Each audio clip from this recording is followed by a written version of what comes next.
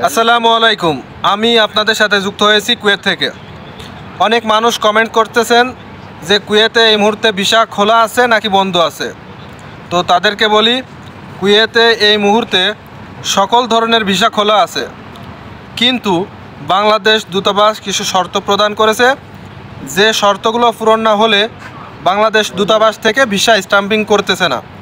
সেক্ষেত্রে ভিসা উঠেও অনেক কোম্পানি ভিসা স্ট্যাম্পিং করতে পারতেছে না, যে কারণে বাংলাদেশ থেকে লোক আসতে পারতেছে না।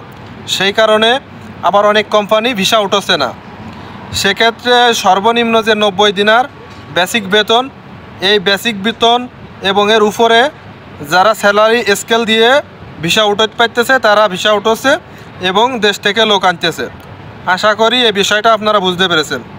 দ্বিতীয়ত কথা, অনেক মানুষ ক্লিনার কোম্পানিতে আসতে চাচ্ছেন এবং অনেক কমেন্টস করেছেন যে ভাই কোন কন্ট্রাক্টগুলোয় গেলে ভালো পয়সা ইনকাম করা যাবে এবং আরামে থাকা যাবে।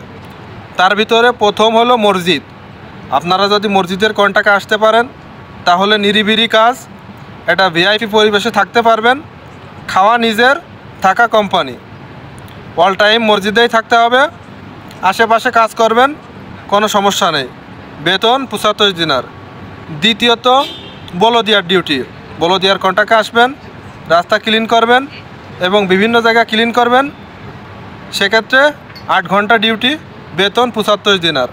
ফয়দা, রাস্তায় কাজ করার সময় কুয়েতিরা বা বাইরের আজনবী যারা ধনী তারা কিছু ফয়দা দেবে এই।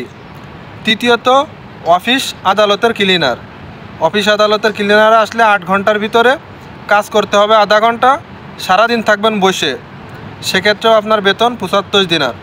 আর যারা 8 ঘন্টা ডিউটি করবেন তারা আবার বাইরে পার্ট টাইম খুঁজে করতে পারেন।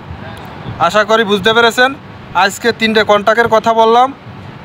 এরপরে আপনারা যদি কোনো কন্ট্রাক্ট সম্পর্কে জানতে চান বা কোনো কাজ সম্পর্কে জানতে চান ভিডিওতে কমেন্টস করবেন।